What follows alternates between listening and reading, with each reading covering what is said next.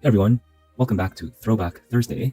You can already see the first part of the bookshop on my channel, shown here, and now I'm going to build the second part, the townhouse, always without instructions. So for the next building phase, we'll be starting from bags 5, and we will also use the second 16 by 32 green base plate.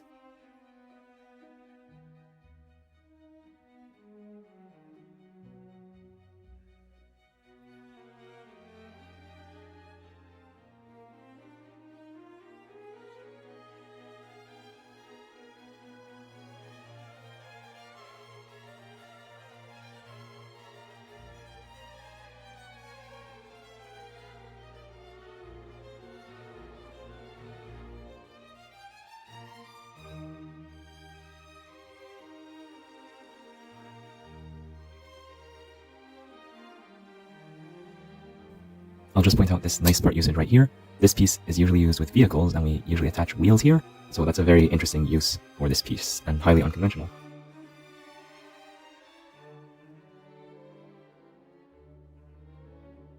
Another nice part usage is this gun piece right here. It is used to attach more of the stair railings, so that's pretty cool. It's always fun to see this outside the context of LEGO Star Wars or something like that.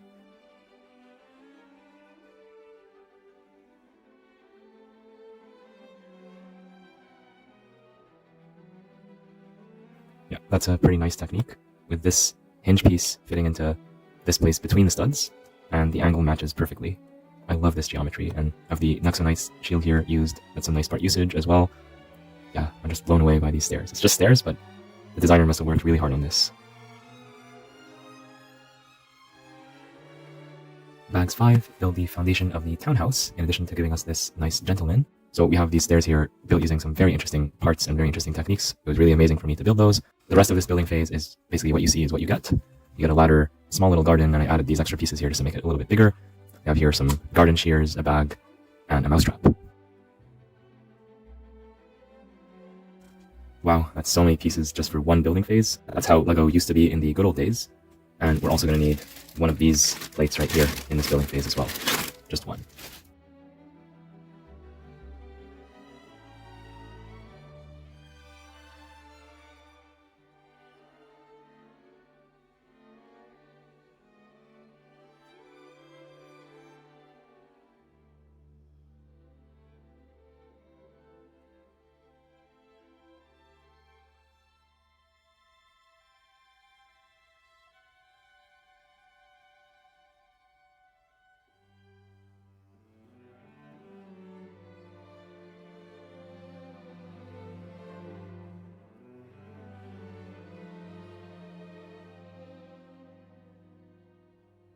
Before I cover this up, I want to show you the nice part usage of the robot arms used to hold these pieces together using clips.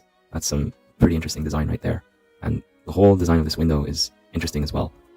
Everything just fits together perfectly. It's like magic.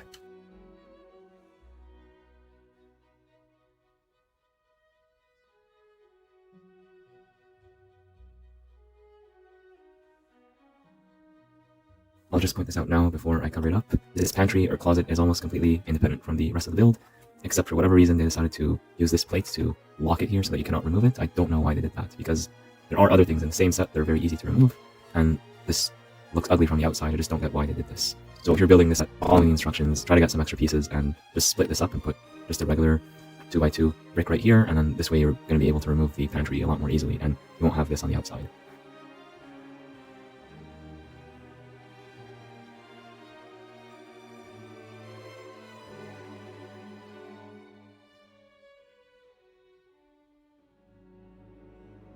Bags 6 give us this nice lady minifigure right here, plus the main floor of the townhouse. And in this floor we get a dining table, a fireplace, a closet, this stairway, this rack at the door, this welcome mat, a front door and a back door, and of course a very beautiful window right here with very nice building techniques. We also get one super rare pink umbrella. We don't get to see this every day, and this can actually hang right here. So that's a nice part usage right there with the microphone pieces used to hold it in place without any connection. For building phase 7, we're also going to need the last plate in the unnumbered bag.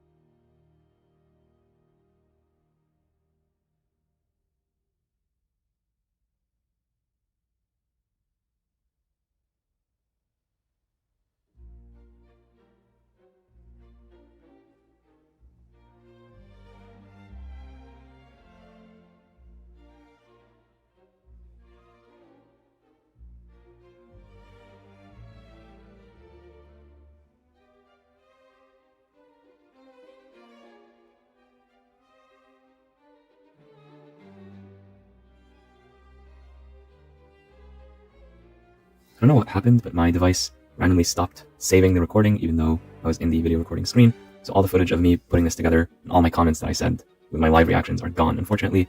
And I'm back here to just explain what we built with Bag 7. So Bag 7 builds the upper part of the townhouse, which is this part right here, and also shown here in a larger scale. And so most of the build is simple, but then there are some parts that are very tricky because they use studs on the side construction and also studs upside down. So starting with the upside down part, we have these parts that for whatever reason are available only in inverted form, or actually this is a regular arch and the designer wanted to flip it. So instead of creating another piece or recoloring one, they just did this very interesting upside down construction to allow for that shape to take place. So that's very, very cool. It took me a while to figure this out. The other very interesting technique is the use of a LEGO turntable, which you would usually see in cranes and vehicles and things of that nature, for this assembly right here so that it can be rotated 45 degrees. So this just attaches right here. A bit tricky to get it in, but yeah, there we go. Yeah, that was very fun to figure out and put together. And interestingly enough, there's no use of any LEGO Technic in this building phase. It's all pure LEGO system. I also built this very nice bed that I'll show you right now from all angles, because once I attach it, it's going to be hard to take it off because it's attached with all 12 of these studs. Well, 24 in total, 12 times 2. So this bed goes right here, and it's probably never going to be removed from here anytime soon. This dresser is simple but nice, and then this whole thing just attaches right here. And we would not even notice that these are upside down if you had not witnessed the build. You just think, oh, all is normal here. So that's very, very impressive work by the designer. For whatever reason, I ended up not using these pieces, but I think it's fine. We can just move on to bag 8, the last bag of this set.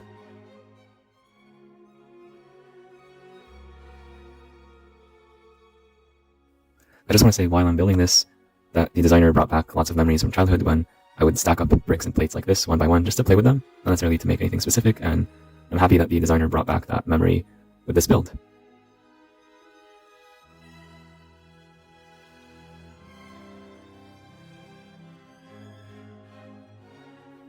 Yeah, so while I was building this, I was wondering why did they use the LEGO Technic bricks here that have the holes, and actually, we don't care about the holes here, we're not going to attach anything to these holes, but Technic bricks are useful because they have hollow studs, and hollow studs mean we can insert things halfway. So actually this is going to be attached like this halfway. That's pretty smart. And a jumper brings us back to the regular grid. Wow, that's pretty cool right there. Yeah, this is so satisfying to put together.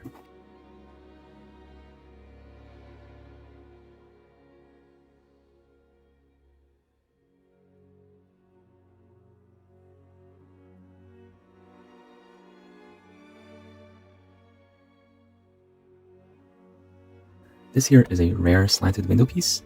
It's like a window, but slanted. And you can rarely find it in LEGO sets these days, but it was a bit more popular back in the time. So it's nice to see this rare retired piece in the bookshop set. And maybe someday this piece might make a comeback, you never know, since it hasn't been a long time since it was last seen.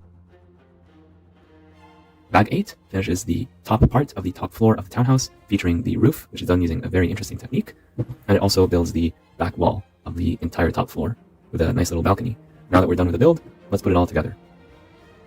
Let's rotate the townhouse, and this is the reason why we have 2 pairs of studs. It's because both of these are going to attach in a modular style. So first this, and now this.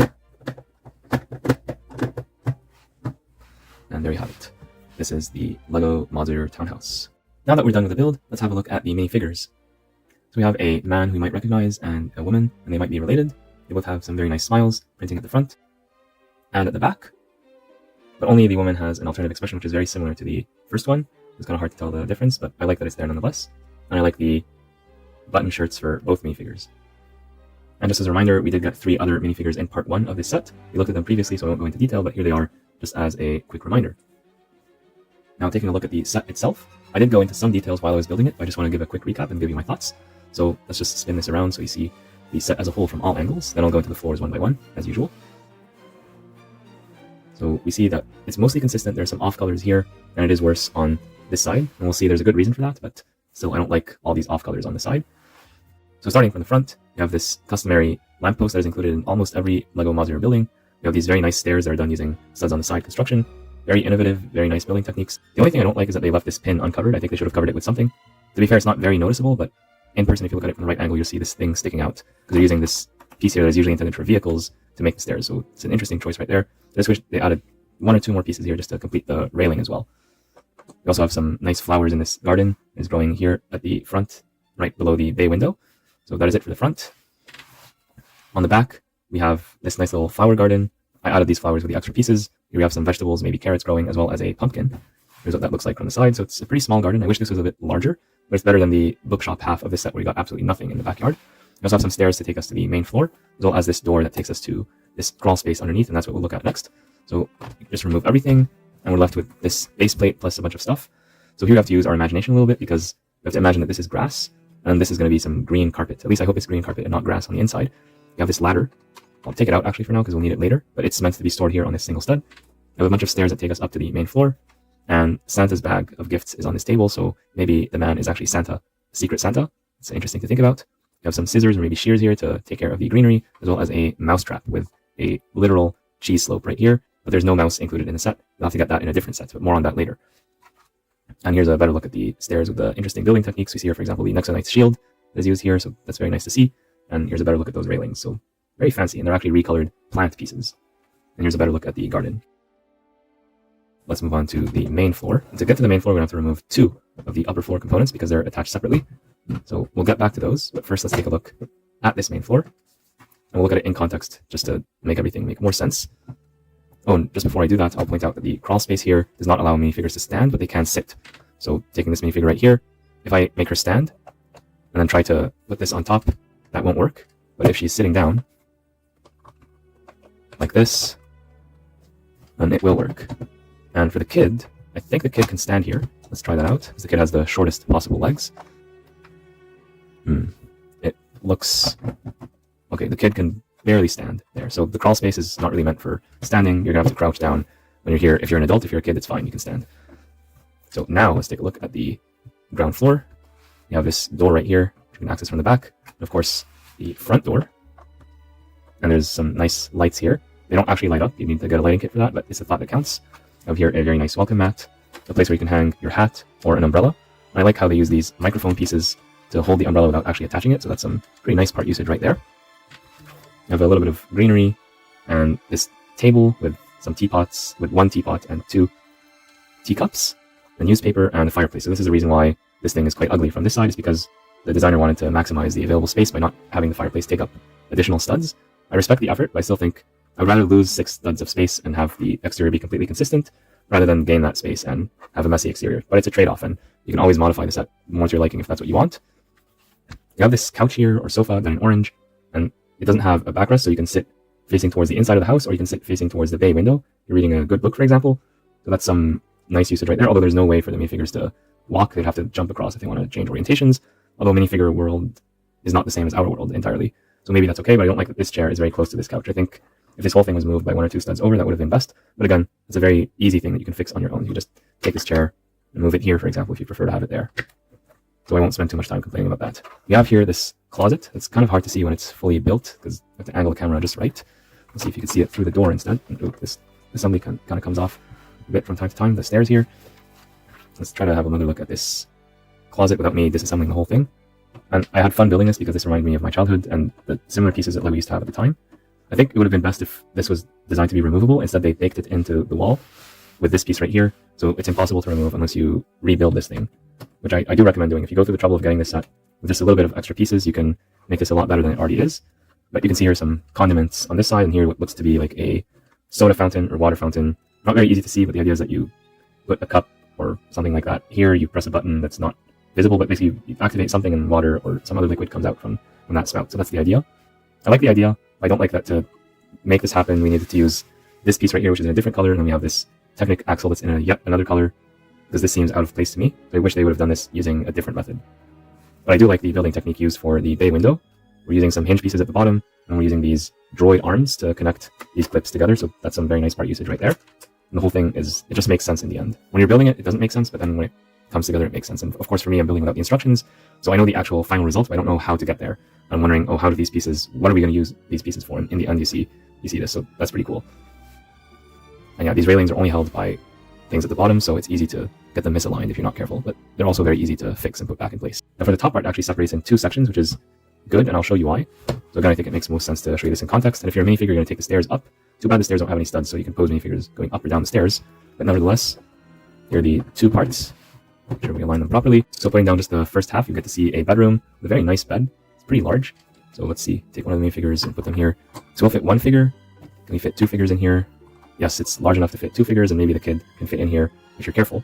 So pretty large bed.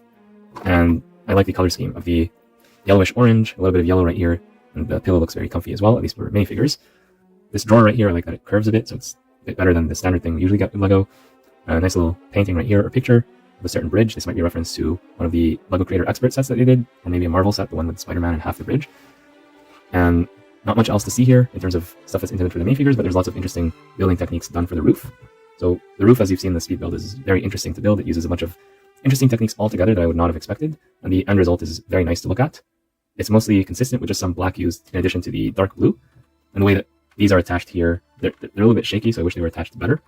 But this is something that can be fixed relatively easily with just two-part changes. So you can change two pieces, specifically this piece and the other piece on this side for the pin that has no friction, and that will make it jiggle a lot less. So I recommend making that change. And this thing right here, I won't take it apart again, but if you've seen the speed build, this whole thing is mounted 45 degrees with a turntable. That's a very nice part usage right here.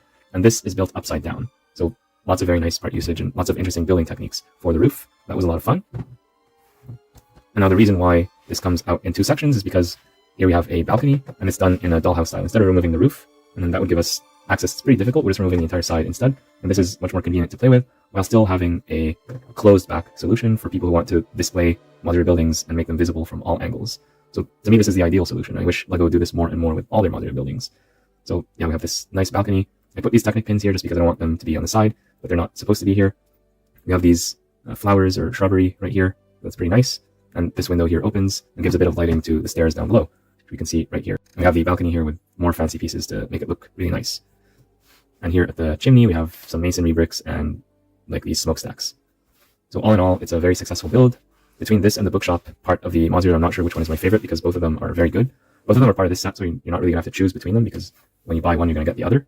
So you can get the full set, of course. And I think both buildings combine together very well to tell a very interesting story. And part of that story is told with the minifigures where this guy, who is shown to be kind of like a grandpa figure, or older adult figure, he's gonna help the kid get the plane out from the tree. Although this ladder by itself might not be enough to do it. Maybe like this. You have to use your imagination a little bit. So the minifigures can hold onto the ladder like this, with the clips. And the idea is that you use the ladder to get up, and maybe the plane, if it was stuck here or here, then this ladder would be good enough to get it. If it's on the top, then you'll have to improvise a little bit. Or, yeah, you can tell your own story. And basically, the idea is that the guy gets the plane from the tree, and then goes down and gives it to the child, who's going to be very happy once he gets out of the crawl space, like so. But yeah, the kid is very happy to get his plane back. And hopefully he does not fly it into the tree again. And here's what the townhouse looks like on the big tractor trailer from earlier this year. I think it fits, like the 16 by 32 base plate fits perfectly for this kind of half modular building. And this one is not even that tall, so it actually makes sense even in universe to transport it on a big truck like this. It's not completely proportional in terms of dimensions because the truck is larger than minifigure scale, but I think in the LEGO world it makes sense, so that's pretty nice to see, honestly. So in terms of positioning, you can put the bookshop and then the townhouse in this order, and this is what is shown at the front of the box. And I do think that this is the best option, especially if you're going to have buildings on this side and this side, because they're going to cover up the ugly parts of the sides. You get the best possible combination from the front, and I think that is the most important perspective. And this is what these look like when you look at them from the back. And both of them are a bit more simple on the back than the front, but that's not necessarily a bad thing. You have a balcony here, another balcony here, they're not exactly at the same level. And we see here this garden, this pumpkin patch, kind of breaks the monotony of just having all green, so that's pretty interesting. I like the teal and the nougat colors together, they contrast pretty well. The other option is to start with the townhouse and then do the bookshop. This is also a good option, and it is shown at the back of the box just to tell you that you can do these in whichever order that you want. The tree here is a bit in the middle, but you can also move the tree to the other side or move it to here. Probably here is too close because of the stairs, but you can move things around to make this a bit more comfortable. It's also easy to move this lamppost here, for example, if you want to. So I think this makes sense as well. And this option is better if you want to display these separately, because then you won't have to worry about the sides as much, because you won't have all the pieces of fireplace. So I have a few pieces here that are off color, but it's easier to modify this than the other side if you're not going to do a full modification. And for the bookshop, here we have these pieces in brown, reddish brown to be specific. But the other side is actually completely clean. So if you're going to display these two separately, that's actually the best way to do it in my opinion. And then we can rotate these around as a group. We see that here, it is true that the pumpkin patch or the garden is on the far side, but we do have these balconies that they're not at the same level, but they're still possibly connected. So if you just remove this piece and a few of these pieces here, you might be able to make some stairs and actually make a connection between this house and this house. Now this may or may not be what you want or what minifigures want. Ask them first, but I do like that that option is there. And here's a look at the backs of the modulars removed, just to give an idea. So yeah, they're not at the same level, but I do like the idea of having the option of an open back where, yes, it's completely closed, but you can take the back off for easy access to these floors. I wish they could have done it with this floor as well, just to have the thing, again, have the option of making it open back without forcing us to always keeping it open back. I think that would have been a very nice thing to do for all the modulars, but I do like that this option exists for these two. And maybe if you remove this, maybe move the chimney a bit, doesn't make physical sense, but if you just move the chimney a bit, then you can somehow make a connection between this floor and this floor. So you can use your imagination to make this more exciting than it already is. And that's the good thing about LEGO, you can always customize things to your liking. And I'm wondering, is there a connection between the teal of this bed and the teal of this building? And is the chameleon just copying the bed, or is he copying the building as well? So something to think about as well. So that is pretty cool. I do like the buildings from the back. I think I prefer this order as well, even though I wish this pumpkin patch was more in the middle. But again, you could just take this thing from here, move it here, maybe even make another one and put it here, just so that you have more stuff growing instead of a boring base plate like this. Here's a size comparison with the Natural History Museum that I built last year and earlier this year. You can see that it goes well with both the buildings, although I would expect that the museum be larger than a townhouse, but because the museum is already so large for LEGO City, I don't think it can be any larger without making it even more expensive, because this thing is pretty heavy to carry around, especially after getting used to carry these half modulars. To carry this 1.5 modular all in one hand is pretty heavy. And so here are all the combinations of these three buildings in all the possible orders. Let me know in the comments which one do you prefer. So here, for example, we see the trees next to each other. In the real world, you'll never see a sakura blossom next to fall-colored trees, but in LEGO City, this is possible, or Bricktown, as some people call the modular LEGO City. So that's a pretty nice look right there. This is also good, although I prefer the contrast to go from olive green to nougat instead of from olive green to teal, although this is not bad, I just prefer the other option. Here's a better look at this one. Also, the heights here, this actually helps the museum not appear as short as it is, because it's not directly connected to the bookshop.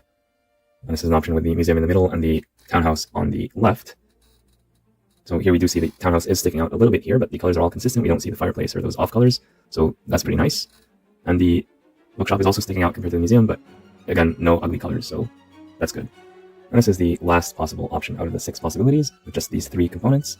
And I think no matter which way you go, none of them look absolutely terrible, and some of them do look better than others, but it's up to personal taste and the layout of your LEGO City, because this is the equivalent of 2.5 modular buildings. This is one modular building right here, 2 parts of the bookshop set, and then the museum is 1.5 modulars because it's a 32 by 48 base.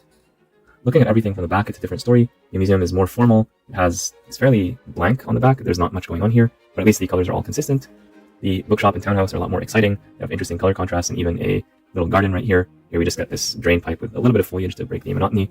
And the gray sidewalk here is even more boring than the regular green grass. So honestly, from the back, I would actually prefer these, even though this is more formal, it's more color consistent, and this actually looks like some kind of cake if you look at it from far away. But I still prefer the more dynamic stuff going on the bookshop side. Although the museum takes up a lot more space, we only have 3 studs here remaining. This one we have 8 studs on both sides. So the museum is a lot more efficient with its use of space because it's taking up more of the base plate. There's more stuff going on in the museum. So to wrap up, what are my thoughts on this set? Well, in terms of the build experience without the instructions, I found this set very enjoyable. I found this set very educational when building it without the instructions.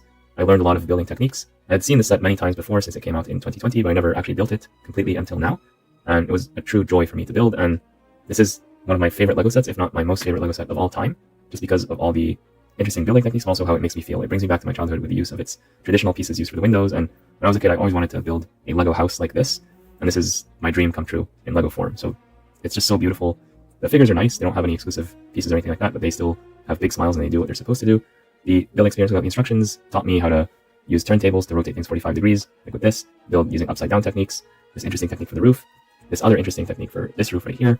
So lots of cool details. I think there were some parts of the build where I was a bit tired, I made a few mistakes, but I was able to go back and correct them. There's nothing here that's terribly frustrating or difficult. If you just focus and you look at the 3D view carefully, you are able to build this without the instructions. It's definitely possible. I was able to do it without that much effort. Of course, I do have the experience of building many other smaller LEGO sets without the instructions before working on this one, so I guess that does help. But it's not an impossible build to do. And if you're ever stuck building something without the instructions, just use the process of elimination. Isolate all the pieces that you know where they need to go, and then it's going to leave you with some parts that you don't know, and then those parts you can kind of guess where they go when you have less parts to guess from. That's just how I like to build. So yeah, very good set overall. Mostly positive things to say. A few negative things, mostly related to the colors on the side not being matching. Like, this is a complete patchwork. I think if today LEGO were to re-release this set, they would redesign it to not have this complete patchwork. I think 1 or 2 pieces is fine. It's not a very big deal. But once you have all these pieces right here, like this axle and this whole thing, whatever this thing is, then it becomes a bit of a distraction because not everyone is going to have more buildings to add. Maybe this is your last modular building that you have. You don't have anything else to add to the street, so I still think this needs to be more presentable. But the good thing is that it is LEGO. You can buy your own pieces and add maybe $5 worth of pieces right here, and you'll lose a little bit of interior space, but I think that will make things worth it if you're going to keep this building displayed at the very end of your street and you're not going to add anything else to it. But of course, there's more and more modulars coming out every year, So probably you're just going to buy another modular, put it here, and let your street continue. So speaking of other modulars, I'm also building the LEGO X Mansion. In fact, the first part is already on my channel. And that is where I built this Sentinel right here. If you want to see the second part and see a size comparison of the whole X Mansion with the bookshop and with the museum, be sure to subscribe to the channel so that you don't miss out on that. And finally, for price and value, when this set first came out in 2020, the price was $150 US or $200 Canadian.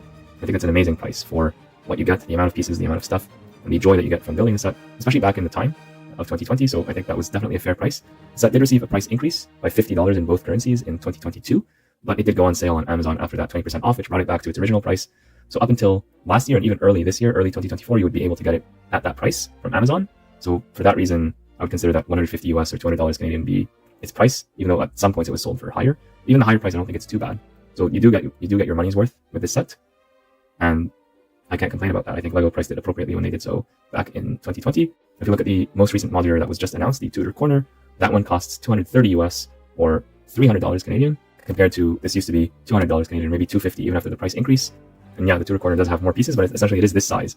So I'm doubting whether that's better value than this. And if I do get the Tudor Corner, I might build it and compare it with this, and we'll see which one is the better value. Make sure you subscribe so you don't miss that. And we'll compare it with the museum as well. So yeah, for this set, it's a great value. If you can find it on discount now at this late date, go get it, because it's not going to last for long. If you find it at regular price, I think that's still possible. Maybe if you get it from Bricklink or a place that has cheap shipping or something like that, and that's also a good option if you did not get this set already. Or you might want to get only one half of the set if you're more interested only in the bookshop part or the townhouse part. I've seen these sets used for sale, and they're pretty cheap when you get them used and already pre-built. That's another option as well.